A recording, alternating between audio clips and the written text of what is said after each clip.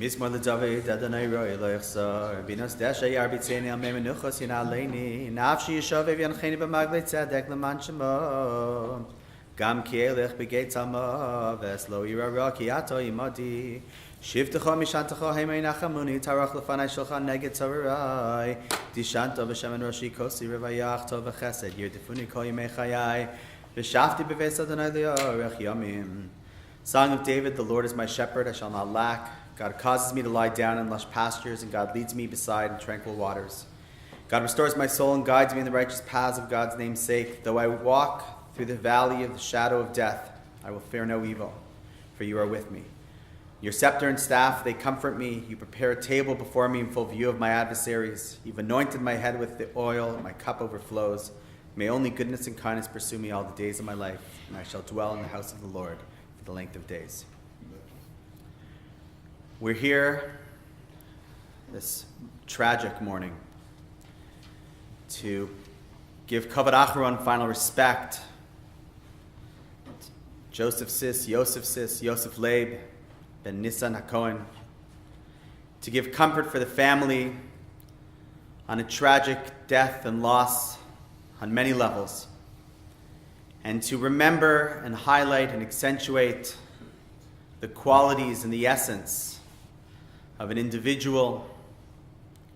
We're here at a time when the family's still dealing with the mourning of the loss of the patriarch of the family as well, and a life that was built, which was not an easy life, starting in the DP camps and coming over. We're here to give strength and comfort to his brother, to Julius, and his wife Claire and daughter Miriam, to his son Alon, to his wife Sarah, and to his wonderful grandchildren, who in the room was shared just how much they loved them and how much he cared for them as well, David and Karen. And I urge everybody over here to ensure that we continue to share those stories and be able to provide that chizuk and strength to help the family get through this very difficult time. First, Alon would like to share a few words, followed by a very dear and old friend, Michael Hart, and then finally Julius will also close with a few words.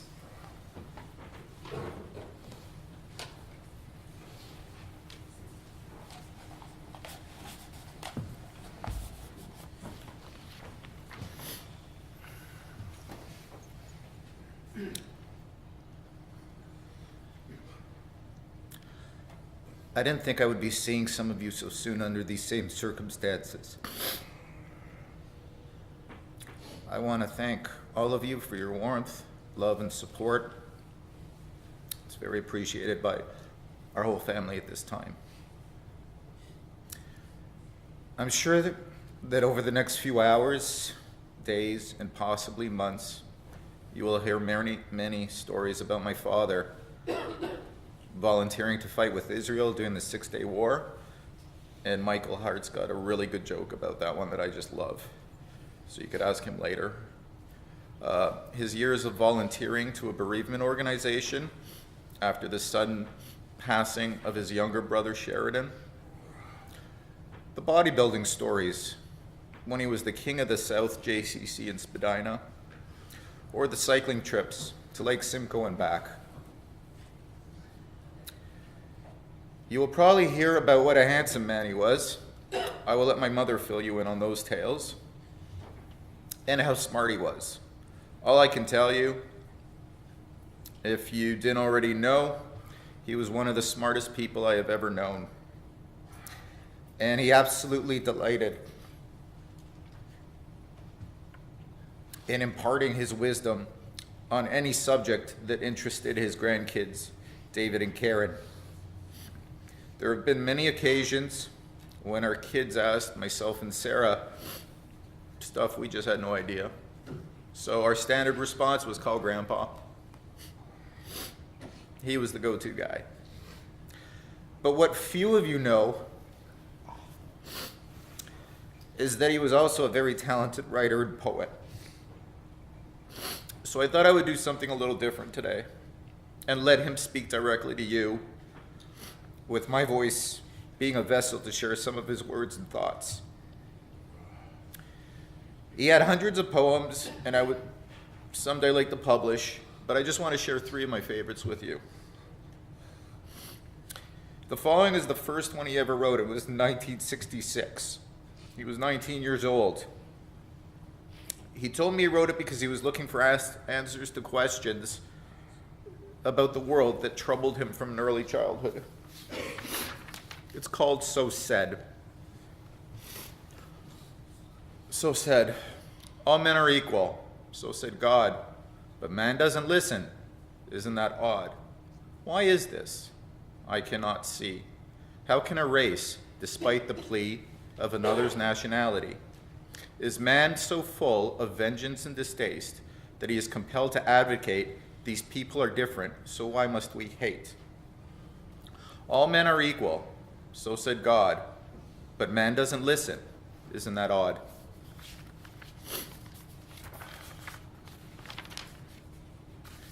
The next one stands out for me because it's something we all try and deal with in our lives. It's about being true and honest to oneself, regardless of what others say or think. It's called Stand Tall. The reality of vulnerable is the fear of being seen without the masks that keeps the world away from our demons and our dreams. But to stand tall, proud, and naked before all the world to see, without shame or changes for our flawed humanity. This is the path to self, our shield from words that sting. This is the strength of our vulnerability and the peace that it could bring. So stand tall, proud, and naked before all the world to see, our outstretched arms fearlessly holding all our demons and all our dreams. This is the last one that I'm going to share with you, and it's my favorite because it's about me.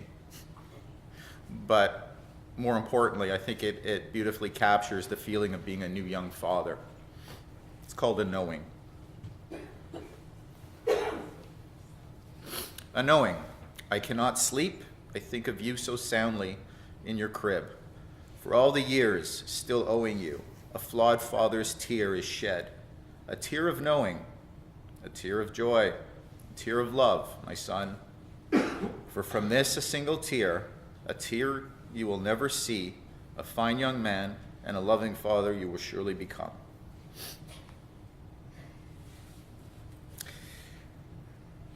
Dad, I miss you.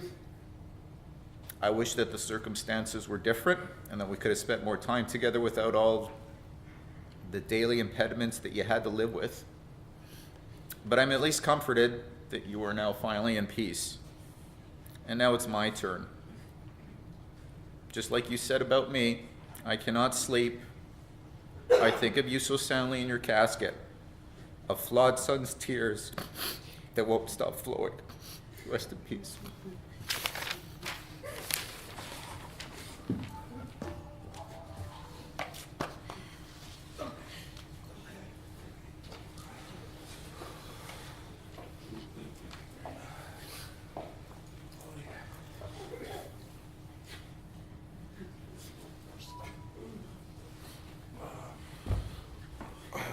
Mine's not going to be anything close to that. Joey was a poet. I read a lot of his poems too. And he really was. He had a heart of a poet and the soul of a poet. Okay. I hate going to these things. I guess everybody does. And when Julia said, you should speak about Joey. Anyway, this is what I wrote. It's not going to do justice to this man. This man was, and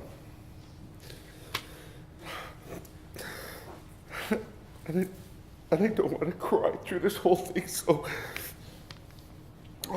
just give me a second.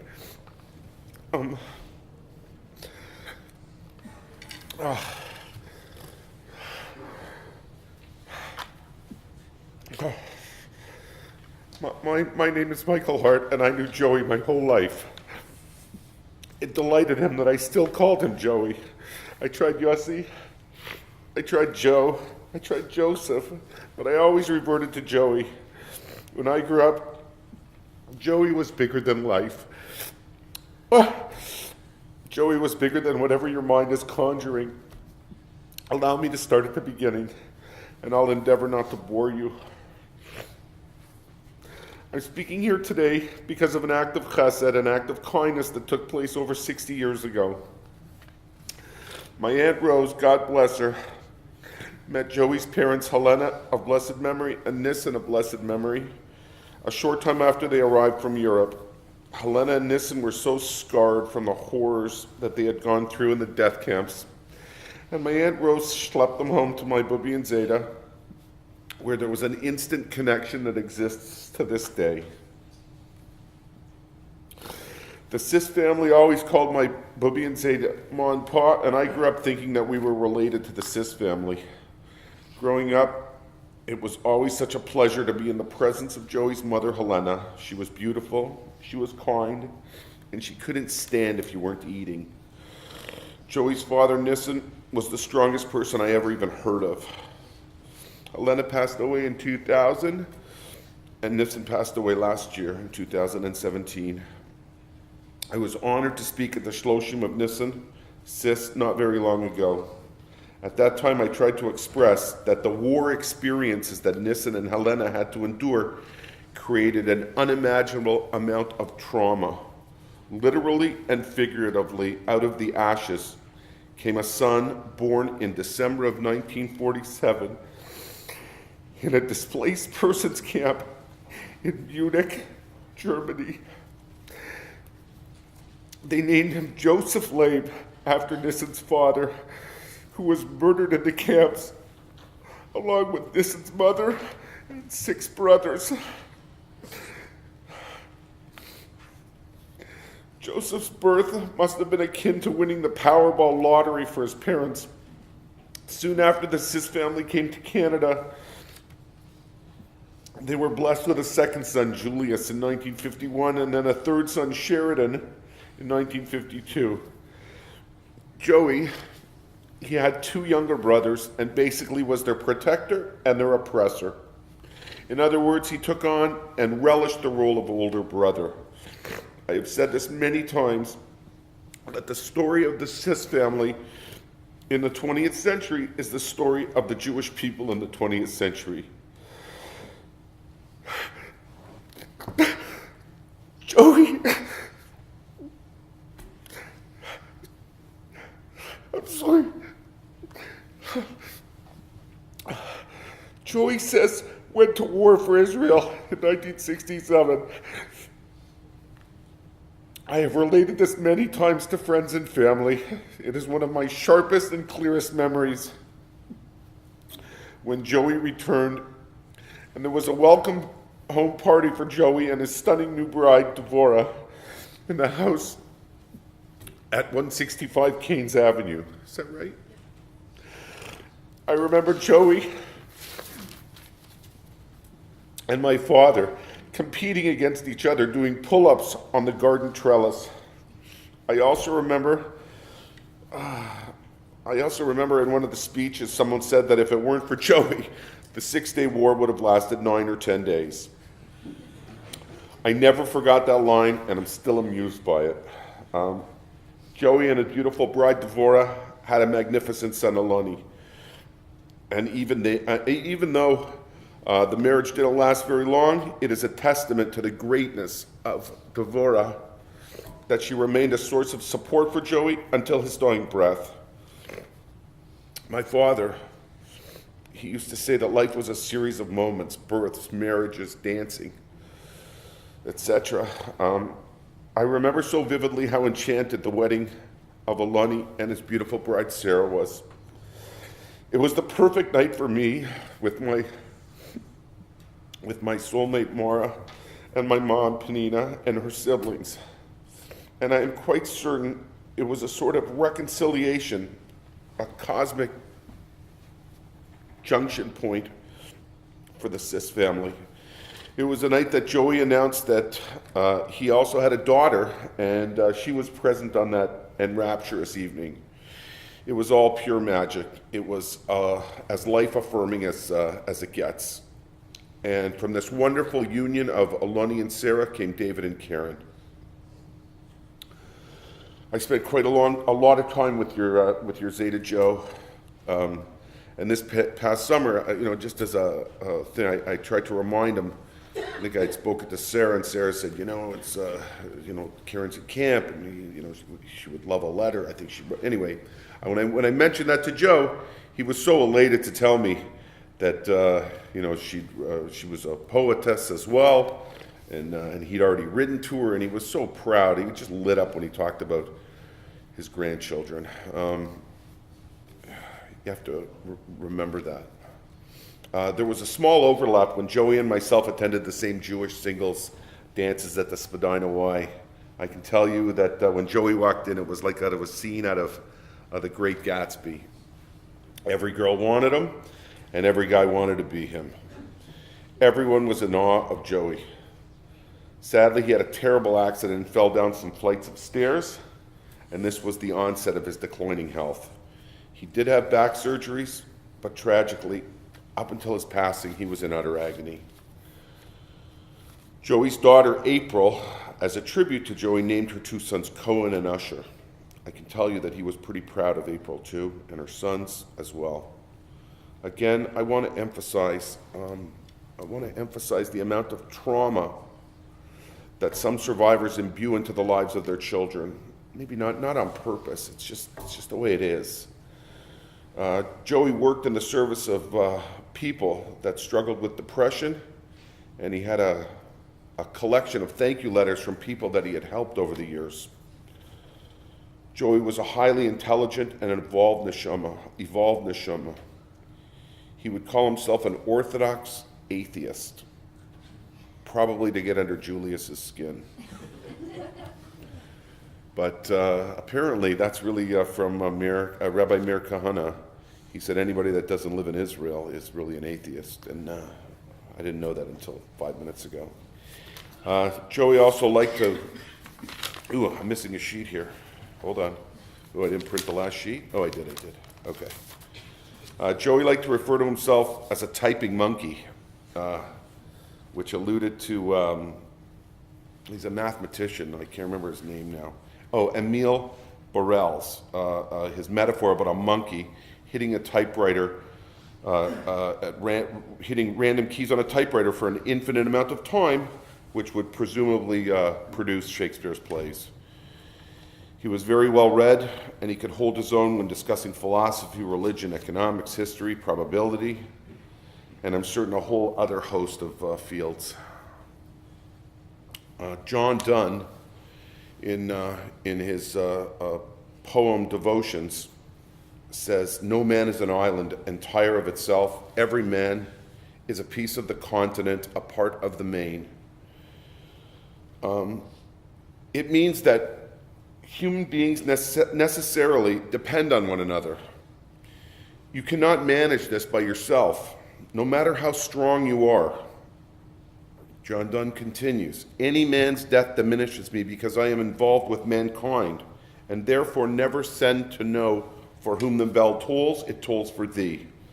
It should give some comfort that Joey, Josef Leib, ben Nissen Cohen, is no longer in physical pain.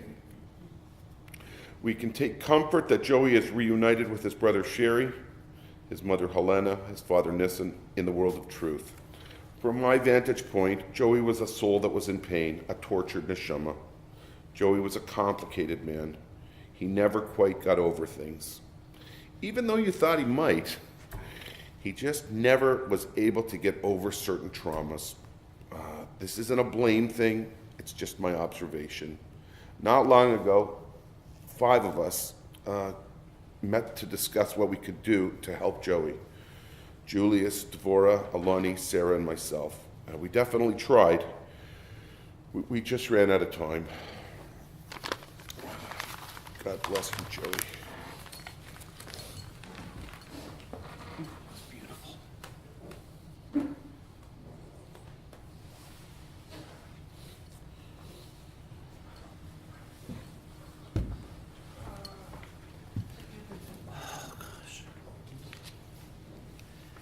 Michael, thank you so much. You are the most eloquent. Leaves me speechless. Thank you so much for being here today for the funeral of my big brother, Joe. It's hard to imagine that the time goes by so fast. It just seems like yesterday we were children of Holocaust survivors, with all the baggage that brings with it. And he was teaching me. I was a very shy, insecure young boy, and he taught me how to throw a ball. He taught me how to catch. He helped me out of my shyness by bringing me along to play with his friends, even though I was 3.5 years younger than any of them. And he encouraged me in my efforts. I remember that on my second day of kindergarten, he walked me to school and took me to class. And he said to me, "What would you like to do in class today?" I said, "I don't know." He said, "Will you make me a picture?" I said, "Okay, I'll make you a picture." He said, "Make me a picture of a boat." And I made him this big Baltica boat with smokestacks, and he was so proud, not knowing that I would end up pursuing a career in art.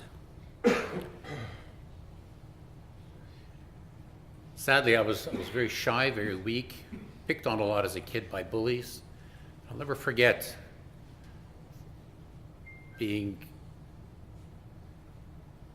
picked on in a very serious way in grade 6 by some schoolyard bullies. They were going to pulverize me. And I said, wait, instead of beating up me, you want to fight my brother Joe? And they said, sure, any Ciss will do. So they made an arrangement for when the fight would happen at the corner of the park, such and such a day at noon, and my brother Joe would come and fight on my behalf. And at that time, he was, I think, 15. He was already doing weightlifting and muscle building. He came, and when they saw him, in the middle of winter, he took off his coat and his t-shirt, flexed his muscles, and won the battle for me. Everybody cheered Ciss as a hero, and I never got beaten up. As a teenager, through his communication skills, he helped me in my English. Don't tell the teacher about the essays he helped me with. But English was always a very difficult topic for me, and he helped me in my communication. And believe it or not, Alon gave over his poem about God. And my brother was actually a positive influence in my life to understand who the Almighty is in a unique perspective. He taught me about work. Joe had some very, very tough summer jobs. I remember once working all summer long in a tobacco farm, picking tobacco, working in a trucking company as a teenager, helping out in a film lab. And he gave me a very, very positive influence in the importance of working to achieve. Remember, he got an apartment on Heath Street on Spadina. He invited me over to enjoy music with him, gave me my first taste of single malt scotch. And when I began to do work with Jews for Judaism, he became one of my first bigger supporters, gave me advice on how to do with the problems that I might deal with, give me confidence and techniques and how to solve issues during counseling. I remember once, because he was living at Eglinton at Young at the time, we were countering the Jews for Jesus missionaries on the corner. I called him up, I said, I need your help. He came up to the corner, was helping us in trying to counsel some of these individuals. Yossi knew a lot about honesty. I was going to read a poem, but actually Alon read it. He knew a lot about love. I'm going to read a poem he wrote about love. It's maybe almost rated X, but it shows his appreciation of, well, maybe I think I'm going to pass on it. What I will do just let you know that he was a very loving person. He cared a lot. And he was very much into honesty, telling it like it is, to the point where it would hurt. Sadly, in midlife, as Michael Hart mentioned, he had a horrible accident where he had to have spinal surgery and had to deal with days of recovery and spent many years recuperating from this serious back injury. And I found, Lon mentioned some of his writings, I found a little excerpt from his diary. I'll just read you a little bit. He says, "When I made my first entry on the 25th of December, on the 29th of December, I wrote the following. I feel lonely, unhappy, and unfulfilled. I have accomplished so little in these 37 years. It's bothering me more and more lately. And around me, people are realizing career ambitions, emotional connections, and in general are accomplishing. I, on the other hand, still don't know where I'm going. I search within, but I can find no major talents to pursue. I am at my wit's end, so to speak. I need major changes in my life. However, I can't find the resources, the talents, or the skills to give me the clues that I need in order to make these decisions. I search so hard and so deep, and I go nowhere." Then, on August 12th, I wrote, "I must stop wasting time. I must start straightening out my life by trying to find direction and purpose. I must start setting goals, and above all, I must not be afraid to try." Then, on March 21st, after receiving a simple card from a friend that said, "You made me feel all good inside," I wrote, "All good inside. Without that feeling, what's the point of it all? Where's mine?" And then, on February the 2nd, I wrote, "The reality was I was sleeping to escape myself and to cure and heal these ailments. I really needed to awake and be aware. How ironic, so much wasting time to feel better. No more wasted hours, hiding from myself, and the world pretending that I need to sleep, rest, and to heal myself. There's so much to do and so much to feel, even if it hurts. No more will I be afraid of trying to fill my hours alone. No more will I run from me. No longer will I ever be a prisoner of my unaware self." I asked myself, where can I find a connection between my brother Joseph and the Bible and the Torah?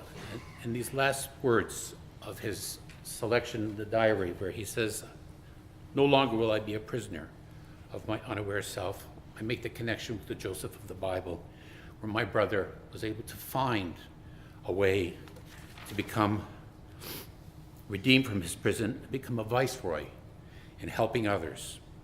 He took his passion for crisis counseling and began to work for the Survivor Support Network, counseling families who survived the loss of a loved one to suicide, and actually taking calls from people who were threatening suicide to help them and, in essence, save their lives. I just want to read to you, Alon made mention of the letters that he received. Here's just a few of the people whose lives he touched. This comes from Landy. She says, "I've been waiting to write this note to you ever since June 13th, our last survivor support meeting, so I thought I should get at it before the month was over. My heartfelt thanks for your efforts in putting this wonderful support system together. I can only speak for myself, of course, but from what I saw and heard, everyone in the core group who stuck through the end really seemed to have benefited from our exchange of feelings. Joseph was an excellent leader under sometimes trying circumstances, and I commend his dedication and his caring attitude. If I can be of any help somewhere down the road, when my own pain has diminished somewhat, please don't hesitate to call." Another person says, "On behalf of my family and myself, we wish to express our sincerest thanks to you for the support we received from the Survivor Support Program. We wish to express a special thanks to Joseph. Words can never express how helpful and understanding he was." Lastly, Before Christmas, the surviving Krantz family members completed a series of counseling sessions. They were arranged through you and your agency by your youngest son. Our oldest son, Michael, took his own life in early April. He was 39. So much left, so much still to do. But that, of course, is the tragedy of suicide. Never completing the journey, and for us, Peter, Gregory, Lydia, and Lon, left wondering what kind of journey it might have been. The 8 counseling sessions you arranged for us were informative, energetic, angry, humorous, and revealing. Revealing for the family, relevant and meaning for us, and coping with the great tragedy ever to befall any of us. But we were able to move ahead, and at the end of the sessions, a great deal of family bitterness went away. This was all made possible through the guardian angel, Josef. He holds a special place in our hearts and will forever. Yossi, my brother Yossi, our guardian angel. You help save lives, give them purpose, and we only hope that you will appreciate how much we love you, cherish you, and miss you. And more than anything, on behalf of our entire family, please forgive us for any hurt and pain and hardship that we have caused you, because we truly love you.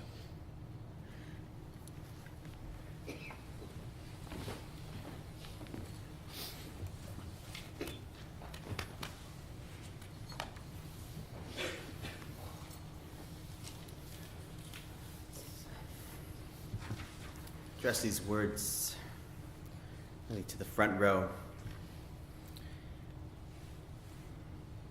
Sometimes a company calls in a consultant, and the value of a consultant is they don't really know the company at all, but they listen to what they see around themselves and try to frame and understand and distill. Obviously, to encapsulate 70 years, the good times and the challenging times is very difficult. But if I were to take a snapshot and tell you what I see about your brother, about your father, about your grandfather, about one of your best friends. So Moses in this week's portion is a leader. I'm not going to use this as an angle to get into a Dvar Torah, but rather to distill, just like that, leadership. There's 2 aspects of Moshe. One is that he deeply cared.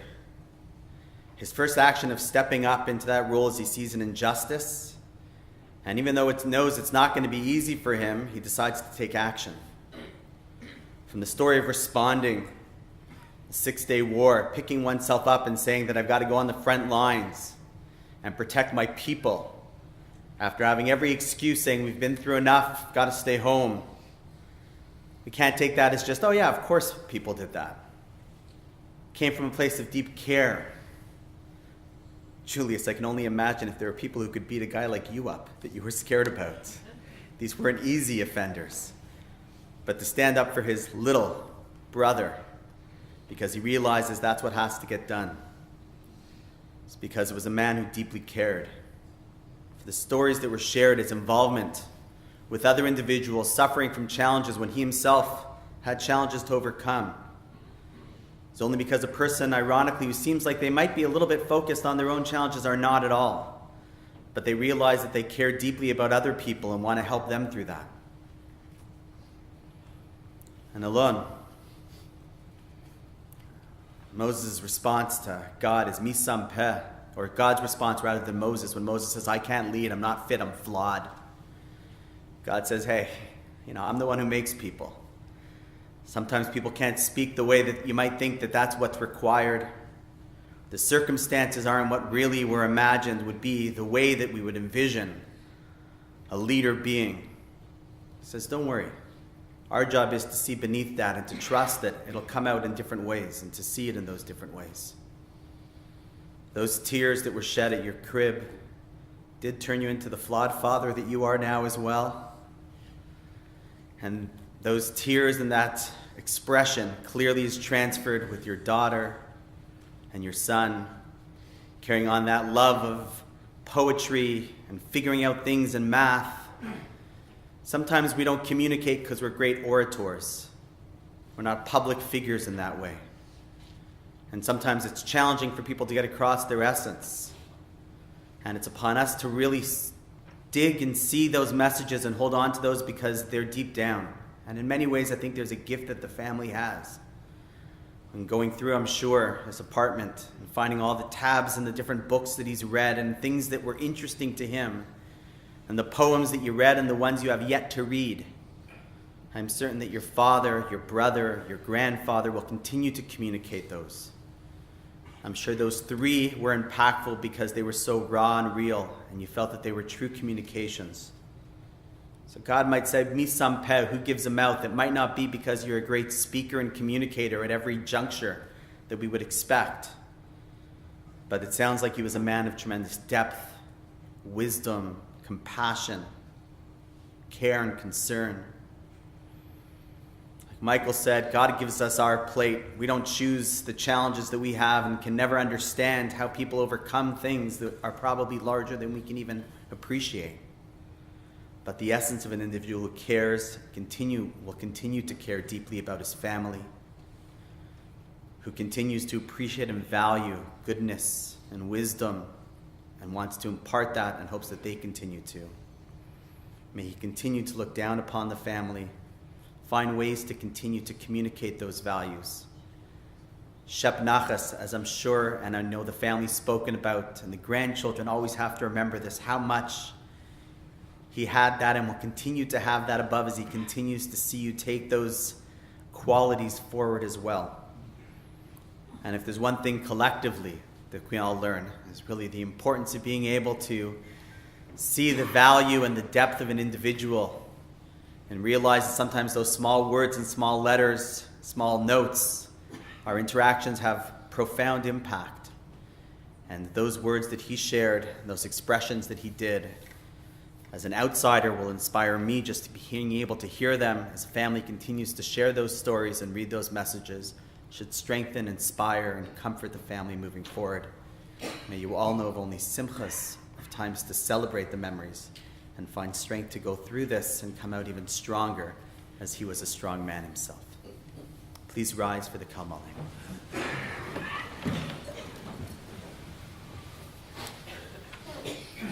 El Molei Rachamim, Shochein Bameromim, Hamsei Menucha Nochana al Kanfei HaShechina, B'malos Kedoshim Utehorim, Kezohar Harakia Mazhirim, Es Nishmas, Josef Leib ben Nisan HaKohen Shalach L'Olamo Bavur Sha'anachnu Mispalalim Biad Haskaras Nishmaso Bigan Eden Tehei Menuchaso Lachein Bala Rachamim Yastireu B'Seiser Kanafav Li'olamim V'yitzur b'tzorah chaim es nishmaso Adonai hu nachlaso v'yanuach b'shalom ha'mishkavo v'namar amen. I don't usually read this in English. I'm going to. God full of compassion who dwells on high, Grandpapa, repose on the sheltering wings of your presence in the lofty levels of the holy and pure who shine as the brightness of the firmament. Unto the soul of Josef Ciss, who has gone to his world, and for whose memory we pray. May his repose be in paradise. May the Master of Compassion bring him under the cover of God's wings and bind his soul in the bond of everlasting life. May the Lord be his heritage. May he repose in his resting place in peace. And let us respond, Amen. Amen. Will the pallbearers please come forward?